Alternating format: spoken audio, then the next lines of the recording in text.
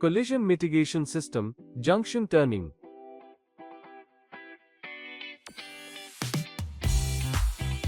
For detection in junction turning, the vehicle driving speed must be between 10 to 30 km per hour, and oncoming vehicle should be clearly visible and moving in the speed range of 30 km per hour to 70 km per hour.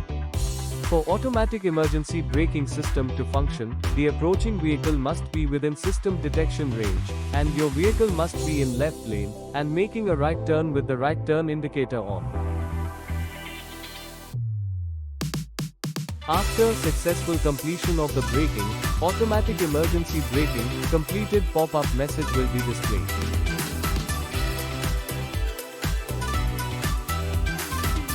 Warning.